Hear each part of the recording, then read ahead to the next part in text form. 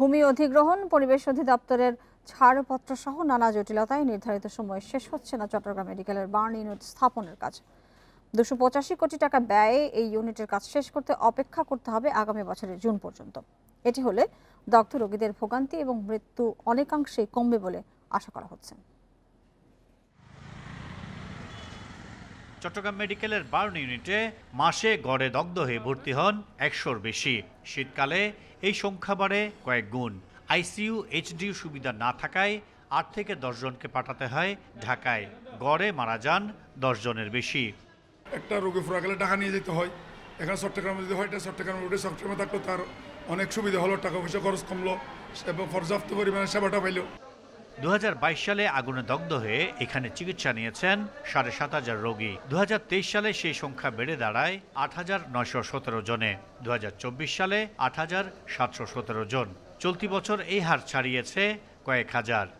120-130 turnover হয়, তো সেই রোগীর মধ্যে আপনি ধরেন 10%-এর মতো আমাদের ঢাকা পাঠাতেই হয়। কারণ সবচেয়ে বড় কথা হচ্ছে একটা বার্ন ইউনিটে একটা ডেডিকেটেড আইসিইউ থাকে, তো একটা ডেডিকেটেড আইসিইউ আমাদের নাই।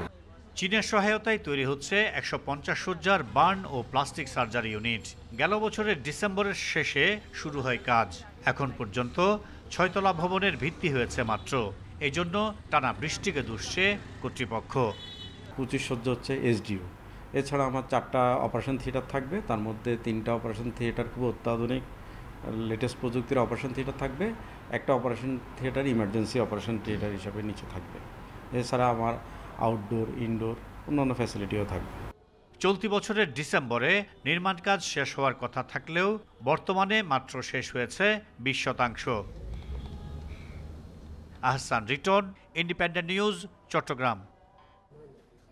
4 জেলায় সড়ক দুর্ঘটনায় 6 জন নিহত হয়েছেন। এর মধ্যে পাবনায় ট্রাক চাপায় ভ্যানে থাকা 2 স্কুল শিক্ষার্থী সহ 3 জন নিহত হন। আহত হয়েছেন আরও 2 জন।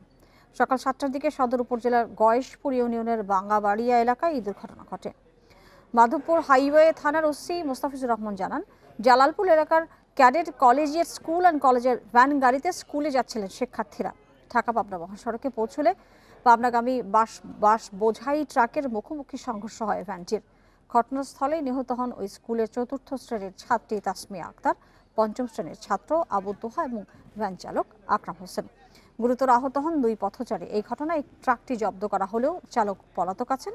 দুর্ঘটনার পর ওই মহাসড়কে আধা ঘন্টা যান চলাচল বন্ধ থাকে। এদিকে নোয়াখালীর মাইজিদিতে মাইক্রোবাস নিয়ন্ত্রণ হারিয়ে ট্রাকের সঙ্গে ধাক্কা লেগে 1 জন নিহত ও 3 জন আহত হন। এছাড়া ফেনীতে পিকআপ ভ্যানের ধাক্কায় 1 জন এবং মাদারীপুরে বাস নিয়ন্ত্রণ হারিয়ে আরও 1 জনের মৃত্যু হয়।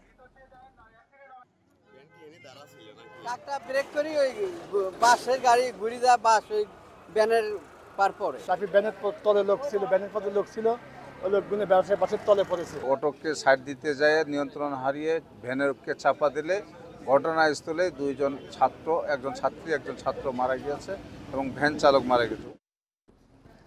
কোরব ইঞ্জিনিয়ার্স দেশ এবং দেশের বাইরে সুনাম এবং দক্ষতার সাথে কাজ করে যাচ্ছে বলে জানিয়েছেন সেনাবাহিনী প্রধান জেনারেল ওয়াকারুজ্জামান। সকালে নাটোরের কাদিরাবাদ সেনানিবাসে কোরব ইঞ্জিনিয়ার্সের 9ম কর্নেল কমান্ড্যান্ট অভিষেক এবং বার্ষিক অধিনায়ক সম্মেলন 2025 অনুষ্ঠানের প্রধান অতিথির বক্তব্যে তিনি কথা বলেছেন। সেনাপ্রধান বলেন, কোরব ইঞ্জিনিয়ার্স বাংলাদেশ সেনাবাহিনীর একটি গৌরবময় শাখা। এই কোরের দক্ষ ইঞ্জিনিয়াররা দেশ এবং দেশের বাইরে সেতু, সড়ক ও বিভিন্ন অবকাঠামো নির্মাণে সুনামের সঙ্গে কাজ করে যাচ্ছেন। মহান স্বাধীনতা যুদ্ধে কোরব ইঞ্জিনিয়ার্সের সদস্য সহ সব বীর মুক্তিযোদ্ধার আত্মত্যাগ জাতি চিরকাল শ্রদ্ধার সঙ্গে স্মরণ করবে বলে বলেন তিনি। তাদের বীরত্বে অনুপ্রাণিত হয়ে সেনাবাহিনী দেশের উন্নয়ন এবং নিরাপত্তায় গুরুত্বপূর্ণ ভূমিকা রাখছে বলেও মন্তব্য করেন। সত্যনিষ্ঠা এবং কর্তব্যবোধে অবিচল থেকে কোরব ইঞ্জিনিয়ার্স ভবিষ্যতেও উন্নয়নমূলক কার্যক্রমের মাধ্যমে দেশের অগ্রযাত্রায় কার্যকর অবদান রাখবে বলে তিনি আশাবাদ ব্যক্ত করেন। আমরা এই কোরকে সমগ্র সেনাবাহিনী ভালোবাসে এবং এটা আমাদের মান মর্যাদা, এই কোরের এই কর্মদক্ষতা সেনাবাহিনীর মান মর্যাদাকে অনেকাংশে বৃদ্ধি করেছে। প্রয়াত চিত্রনায়ক সালমান শাহ হত্যাকাণ্ডে জড়িতরা যাতে দেশ ত্যাগ করতে না পারে সেজন্য দিনাজপুরের হিলি ইমিগ্রেশন চেকপোস্টে বাড়তি সতর্কতা জারি করা হয়েছে। ঊর্ধ্বতন কর্তৃপক্ষের নির্দেশে রোববার সকাল থেকে হিলি ইমিগ্রেশন চেকপোস্টে এই সতর্কতা জারি করা হয়। হিলি ইমিগ্রেশন চেকপোস্টের ভারপ্রাপ্ত কর্মকর্তা আরিফুল ইসলাম জানান, সালমান শাহ হত্যায় জড়িতরা যাতে এই পথ ব্যবহার করে ভারতে পালিয়ে যেতে না পারে সে বিষয়ে ঊর্ধ্বতন কর্তৃপক্ষের কাছে থেকে নির্দেশনা পেয়েছেন। সেই অনুযায়ী হিলি ইমিগ্রেশন চেকপোস্টে সতর্কতামূলক ব্যবস্থা গ্রহণ করা হয়েছে। ওই মামলার আসামিরা যাতে এই পথ ব্যবহার করে ভারতে পালিয়ে যেতে না পারেন সে বিষয়ে ইমিগ্রেশন সতর্ক রয়েছে বলেও জানান তিনি। হিলি ইমিগ্রেশন চেকপোস্টে চলাচলকারী যাত্রীদের ছবি, হত্যা মামলায় জড়িতদের তালিকা এবং ছবির সাথে মিলিয়ে দেখা হচ্ছে। পাসপোর্ট যাত্রীদের পরিচয় নিশ্চিত হওয়ার পরেই যাতায়াতের অনুমতি দেয়া হচ্ছে বলেও জানান তিনি।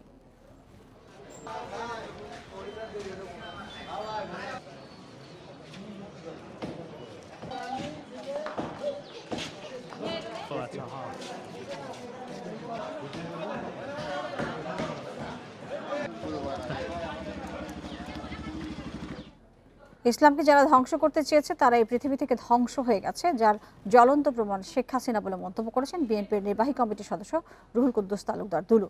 দুপুরে শহরের আলাইপুর উপশহর মাঠে নাটোর সদর এবং নলডাঙ্গা উপজেলার ইমাম মুয়াজ্জিন এবং ওলামা মাশায়েখদের নিয়ে মতবিনিময় সভায় এসব কথা বলেন তিনি আরো বলেন, এই 17 বছর মাওলানা হুজুরদের জঙ্গি বানিয়ে জেলখানায় আটকে রেখে নির্যাতন চালিয়েছে আওয়ামী লীগ সরকার, এমনকি তাদের ধর্মসভা করতে দেয়নি শেখ হাসিনা। সভায় ওলামা দলের কেন্দ্রীয় নেতা এবং বিএনপির স্থায়ী নেতাকর্মীরা উপস্থিত ছিলেন।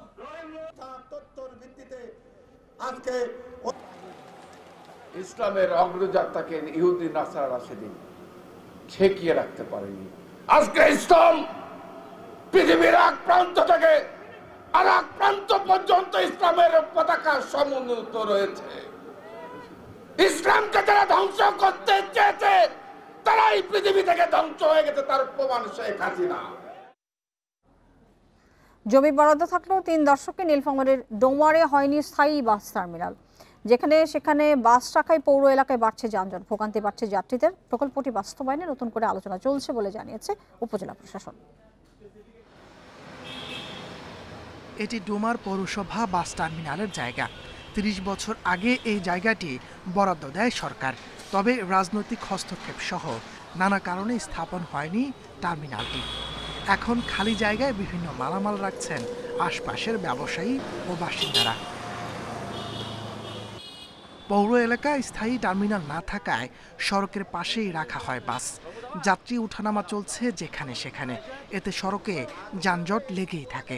এই জায়গার লোকে তো ডিস্টার্ব দিতে ভাই, এই নেতা টেতা হাবি জাবি এগুলা তো ডিস্টার্ব দিছে। বাসগুলো দাঁড়ায়, তার ডান পাশ দিয়ে হচ্ছে নীলফামারী রোড, এখানে পরপর 2টা মোড়, যার কারণে কিন্তু এখানে দুর্ঘটনা হওয়ার পসিবিলিটি অনেক বেশি। সড়ক ব্যবহারকারীদের দুর্ভোগের পাশাপাশি ক্ষুব্ধ পরিবহন শ্রমিকরাও। বাস স্ট্যান্ড হইলে ভালো হয়, নাহলে রাস্তাতে গাড়ি নামানোর সঙ্গে গাড়ির যানজট লাগিয়ে দুর্ঘটনা ঘটে বেশি। আমরা প্রস্তাব দিচ্ছি আবারও যে আমাদেরকে ওইখানে কাউন্টার করে দেওয়া হোক, তাহলে কোস্ট কাউন্টার লোকাল গাড়ি, সেখানে যানজট সৃষ্টি হবে না। উপজেলা নির্বাহী কর্মকর্তা বলছেন, প্রকল্পটি নিয়ে নতুন করে আলোচনা শুরু হয়েছে, দ্রুতই বাস্তবায়নের আশ্বাস তার। যারা এটার সাথে রিলেটেড আছে তাদের সাথে কালকে আলোচনা করব যে কিভাবে সমস্যার সমাধান করা যায়। বাস টার্মিনালটাতে কিভাবে বাস যে মালিকরা আছে তারা যেন বাস টার্মিনালে আসে, সেটা আমাদের একটা বিষয় উপস্থাপন থাকবে। ডোমার থেকে বিভিন্ন রুটে প্রতিদিন 2500 যাত্রী চলাচল করে। বাস রয়েছে 45 থেকে 50টি। Independent news. ভারতে পাচারের উদ্দেশ্যে নেওয়ার সময় 1 কেজি 20 গ্রাম ওজনের 8টি স্বর্ণের বার সহ শেখ অলিউল্লাহ নামে একজনকে গ্রেপ্তার করেছে বিজেপি। সকালে সদর উপজেলার মুরলী মোড় থেকে এগুলো জব্দ করা হয়। যশোর 49 বিজিবির অধিনায়ক লেফটেন্যান্ট কর্নেল সাইফুল্লাহ সিদ্দিকী বিষয়টি নিশ্চিত করে জানান, সকালে গোপন সংবাদের ভিত্তিতে বিজিবির একাধিক দল মুরলী এলাকায় অবস্থান নেয়। এ সময় অলিউল্লাহকে আটক করে তল্লাশি চালিয়ে তার কাছে 1 কেজি 20 গ্রাম ওজনের 8 পিস স্বর্ণের বার উদ্ধার করা হয়। আটক স্বর্ণের বারগুলোর আনুমানিক বাজার মূল্য 2.25 কোটি টাকা। প্রাথমিক জিজ্ঞাসাবাদে অলিউল্লাহ জানায়, ঢাকার যাত্রাবাড়ি এলাকার চোরাকার বাড়িদের কাছ থেকে স্বর্ণের বারগুলো সংগ্রহ করে ভারতে পাচারের উদ্দেশ্যে নিয়ে যাওয়া হচ্ছিল। এই ঘটনায় যশোর কোতোয়ালি থানার একটি মামলা দায়ের করা হয়েছে।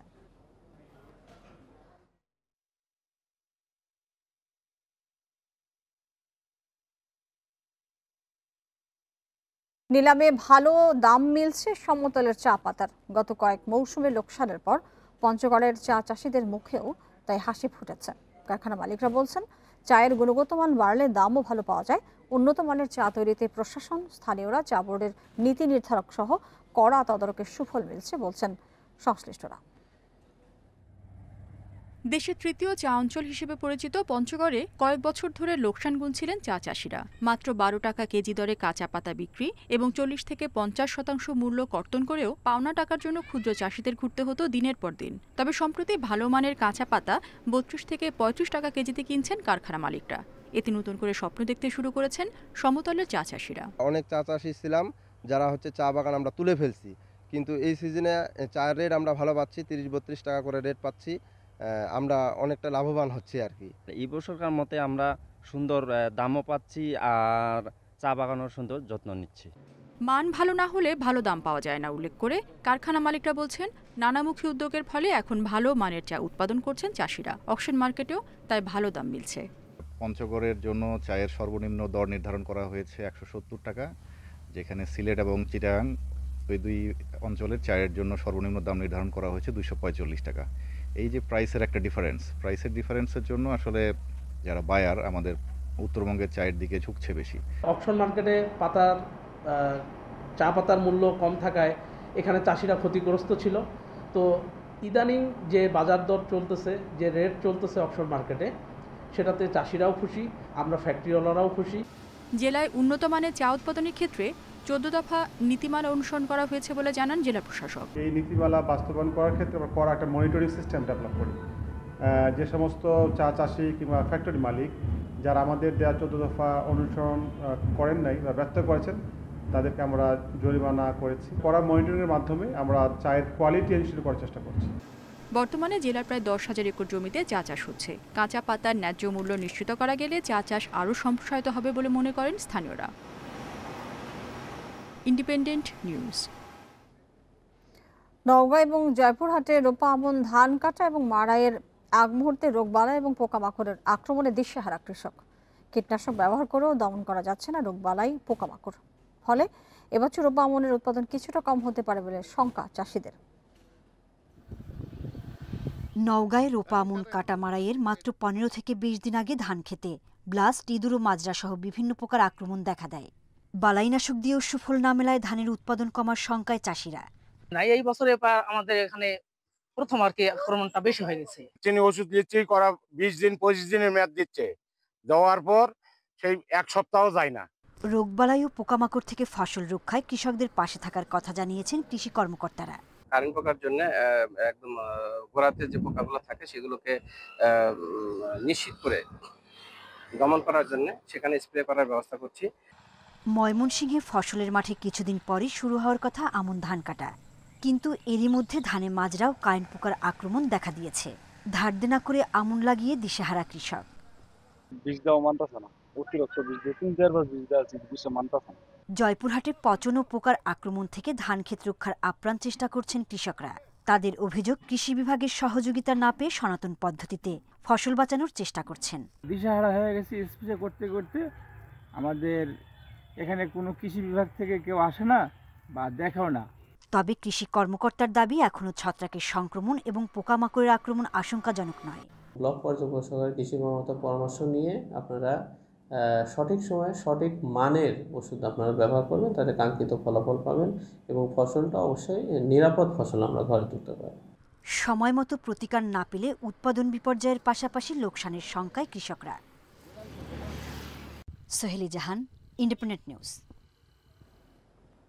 এ নিয়ে আরো জানাতে নওগাঁ থেকে যুক্ত হচ্ছেন সহকর্মী সাদিকুল ইসলাম। সাদিকুল ইসলাম, ঠিক 15-20 দিন আগে ধান কাটা এবং মাড়াইয়ের আগে এই ধরনের পোকার আক্রমণ কি নতুন কিছু নাকি এর আগেও ছিল? সেক্ষেত্রে কৃষকরা তো বিষয়টা জানতেন, তারা কোনো প্রিকশন কেন নেননি? পাশাপাশি কৃষি অধিদপ্তর আসলে কি বলছে, কি ব্যবস্থা তারা নিচ্ছেন এই বিষয়গুলোর উপরে? আসলে দেখেন, ধান কাটা মাড়াইয়ের একদম শেষ প্রান্তে এসে কিন্তু জেলার কৃষকরা কিন্তু দিশাহারা হয়ে পড়েছেন। তারা যেটি বলছেন যে এর আগেও তারা পোকামাকড়ের আক্রমণের শিকার হয়েছেন, কিন্তু সেই সময় কিন্তু আপনার রোগবালাই এবং পোকামাকড় নিধনে যে কীটনাশক বা ওষুধপত্র ব্যবহার করা হতো সেটি দিয়ে কিন্তু নিয়ন্ত্রণে নিয়ে আসা গেছে। কিন্তু এইবারে যেটি তারা লক্ষ্য করছে সেটা হচ্ছে যে সেরকমভাবে কিন্তু কৃষি বিভাগ থেকে আগাম তাদেরকে কিন্তু সেরকম সতর্কবার্তা দেওয়া হয়নি। শেষ মুহূর্তে তারা কৃষি বিভাগের পক্ষ থেকে লিফলেট বিতরণ করা হয়েছে এবং কৃষক সমাবেশ করা হয়েছে, কিন্তু সেটি একেবারে শেষ মুহূর্তে, যে মুহূর্তে বলা হয়েছে যে এখন আপনারা এটির আপনার প্রতিষেধক ব্যবহার করেন, কীটনাশক ব্যবহার করেন, আপনারা বালাইনাশক ব্যবহার করেন, ঠিক সেই মুহূর্তে এটি দেওয়ার পরেও কিন্তু এখন আর নিয়ন্ত্রণে আসছে না। কৃষকরা যেটি বলছেন যে প্রতি বছর 1 বিঘা জমিতে তাদের চাষাবাদের জন্য খরচ পড়েছে 8 থেকে 10,000, কিন্তু এবছর বাড়তি খরচ হয়েছে তাদের 1.5 থেকে 2,000 আপনার ধরেন আপনার বালাইনাশক এবং আপনার কীটনাশক ক্রয় করার ক্ষেত্রে। এই অবস্থায় তারা অনেকটাই কিন্তু চিন্তিত হয়ে পড়েছেন। এবং আরেকটি বিষয় কৃষকরা যেটি জানাচ্ছেন যে এই রোগবালাই এবং পোকামাকড়ের আক্রমণের কারণে তাদের কিন্তু ধানের মুচি কেটে ফেলে দেওয়া হচ্ছে, গোড়া কেটে ফেলে দেওয়া হচ্ছে। এই কারণে ধানের শীষ সাদা হয়ে যাচ্ছে এবং মুচি না থাকায় ধানের শীষই আসছে না। সেক্ষেত্রে সাদুকুল, এই যে পরিস্থিতি দাঁড়িয়েছে, এই ক্ষেত্রে উৎপাদন কমার কতটা আশঙ্কা রয়েছে? আসলে কি পরিমাণ উৎপাদন কমতে পারে বলে মনে হয়? আমি সেই কথাটাই বলছিলাম। কৃষকরা যেটি বলছেন যে এবারে কিন্তু প্রতি বিঘাতেই আপনার কমপক্ষে 5 থেকে 7 মণ ধান কম হবে বলে কৃষকরা আশঙ্কা করছেন। তারা যেটি বলছেন যে প্রত্যেকটি যে জমিগুলোতে আপনার পোকামাকড় এবং বালাইনাশকের রোগবালাইয়ের আক্রমণের শিকার হয়েছে, সেটি কিন্তু রিকভারি করা যাচ্ছে না। এবং সেক্ষেত্রে দেখা গেছে যে কমপক্ষে 5 থেকে 7 মণ ধান তাদের কিন্তু কম উৎপাদন হবে। এবং এই কারণে কৃষকরা যেটি দাবি করছেন যে যদি উপযুক্ত মূল্য না পাওয়া যায় সেক্ষেত্রে তারা কিন্তু ক্ষতির মুখে পড়বেন। এই ছিল নওগাঁ রূপা আমনের রোগবালাই এবং পোকামাকড়ের আক্রমণ পরিস্থিতি। সাদিকুল, আপনাকে অনেক ধন্যবাদ আমাদেরকে এ বিষয়ে বিস্তারিত জানাবার জন্য। 22 দিনের নিষেধাজ্ঞা শেষে মধ্যরাত থেকে নদী সাগরে মাছ ধরতে নেমেছেন জেলেরা। সকাল থেকে মাছ ঘাট, বাজার ও আড়তগুলোতে বেড়েছে ব্যস্ততা। তবে কাঙ্ক্ষিত ইলিশ না পাওয়ার দাবি জেলেদের। প্রথম দিনে মাছ কম পাওয়ায় অনেকটা চড়া দামেই বিক্রি হচ্ছে ইলিশ। মা ইলিশ রক্ষায় নিষেধাজ্ঞা শেষে মধ্যরাত থেকে নদী সাগরে জাল ফেলছেন জেলেরা। ভোরের আলো ফোটার সঙ্গে সঙ্গে জেলেরা ফিরতে শুরু করেন মাছ ঘাট ও আড়তে। ইলিশ বেচাকেনায় সকাল থেকে সরগরম চাঁদপুর মাছঘাট এবং পটুয়াখালীর মহিপুর ও আলিপুর মৎস্য অবতরণ কেন্দ্র। নিষেধাজ্ঞা শেষ হওয়ার প্রথম দিনেই বাজারে ইলিশের দেখা মিললেও তা চাহিদার তুলনায় কম।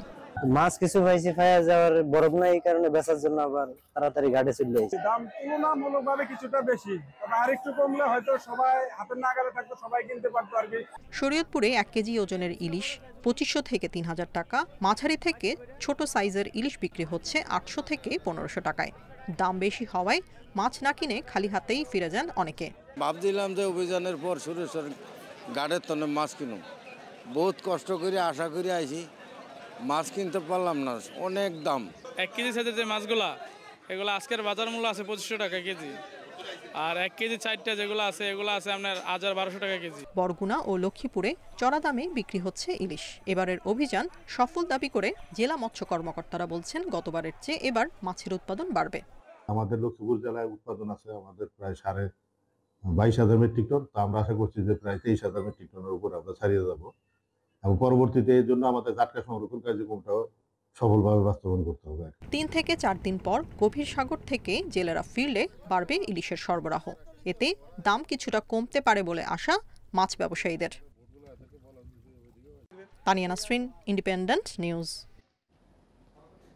গণভোটের পক্ষে রায় আসলে সেদিন এনসিপি জুলাই সনদে স্বাক্ষর করবে বলে জানিয়েছেন দলের উত্তরাঞ্চলের মুখ্য সংগঠক সার্জিস আলম। সকালে কিশোরগঞ্জ শিল্পকলা একাডেমিতে দলের জেলা এবং উপজেলার সমন্বয় সভায় তিনি আরো বলেন, দলের প্রতীক শাপলা পেতে নির্বাচন কমিশন যদি তাদের বাধ্য করে তবে নেতাকর্মীরা রাজপথে আন্দোলন করে তা আদায় করতে বাধ্য হবে। তিনি বলেন, অন্য দলগুলো শুধু নির্বাচনের জন্যই জুলাই সনদে স্বাক্ষর করেছে, কিন্তু যেদিন জুলাই সনদ বাস্তবায়নের নিশ্চয়তা দেওয়া হবে এবং প্রধান উপদেষ্টার পক্ষ থেকে আদেশ জারি হবে সেদিনই এনসিপি স্বাক্ষর করবে।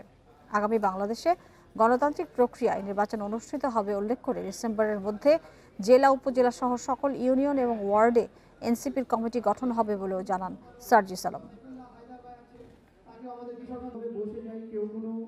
যদি এনসিপিকে শাপলা প্রতীক পেতে রাজপথে রাজনৈতিকভাবে কর্মসূচিতে যেতে হয়, তাহলে এনসিপি একই সাথে ওই স্বেচ্ছাচারী নির্বাচন কমিশন পুনর্গঠনের আন্দোলনেও যাবে।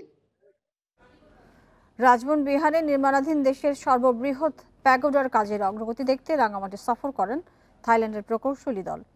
এ সময় রাজবন বিহারের আবাসিক ভিক্ষুর সংঘ এবং উপাসক উপাসিকা পরিষদের নেতাদের সঙ্গে কথা বলেন। সকালে রাজবন বিহার কর্তৃপক্ষ থাইল্যান্ড প্রতিনিধি দলকে সংবর্ধনা দেয় এবং বিহার কর্তৃপক্ষ থেকে আনুষ্ঠানিক কৃতজ্ঞতা জানায়। পুণ্যার্থীদের দানের টাকা দিয়ে 2014 সালে রাঙামাটি রাজবন বিহারের পশ্চিম পাশের মাঠে শুরু হয় রাজবন বিহার বিশ্ব শান্তি প্যাগোডার নির্মাণ কাজ।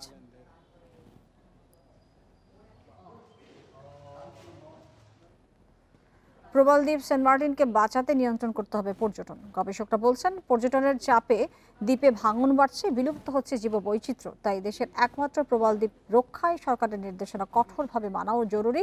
আর জাহাজ পরিচালনা সংস্থার দাবি, তাদের সাথে কথা না বলে দেয়া হয়েছে নির্দেশনা। থাইল্যান্ডের কোরাল আইল্যান্ড প্রবাল দ্বীপটি পর্যটকদের কাছে জনপ্রিয়। সেখানে নিয়ন্ত্রিত পর্যটনের ফলে দ্বীপের প্রবাল সহ জীববৈচিত্র্য বেশ সুস্থ আছে।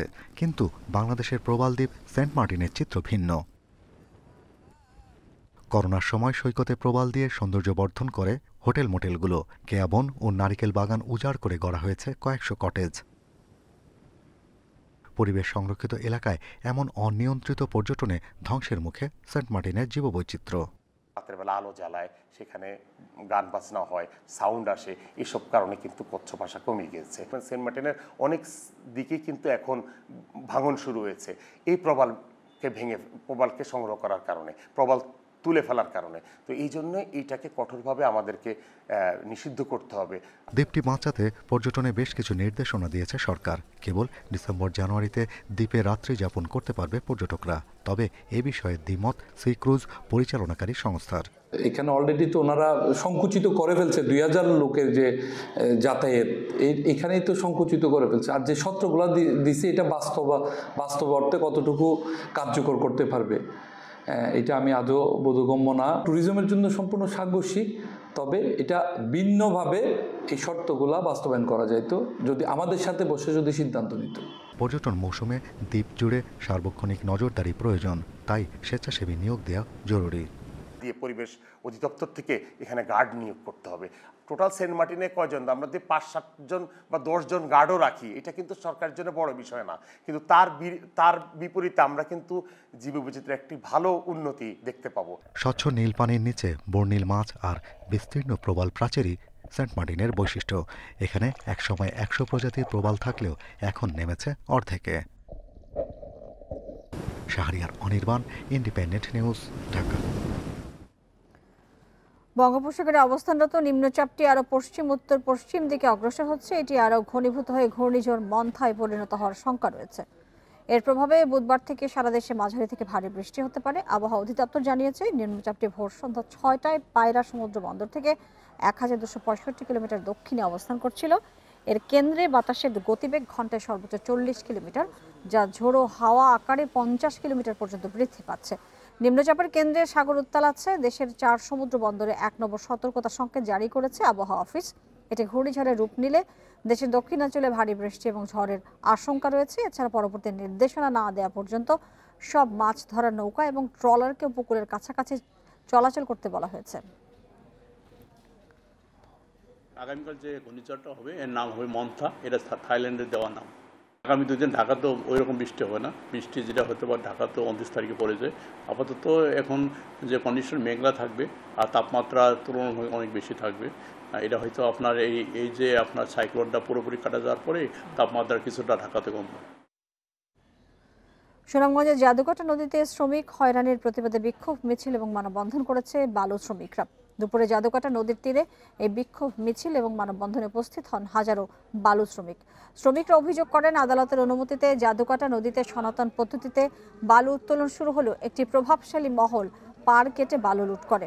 এতে আতঙ্কে রয়েছেন শ্রমিকরা। শ্রমিকরা বলেন, জাদুকাটা নদী থেকে লক্ষাধিক শ্রমিক জীবিকা নির্বাহ করেন, তাই নদী থেকে নির্বিঘ্নে বালু উত্তোলনে প্রয়োজনীয় ব্যবস্থা নেওয়ার দাবি জানান তারা। পাহাড়ি গেলে বালি মাটি এসে মানুষের কথা প্রবৃত্তি নাই বিভ্রান্ত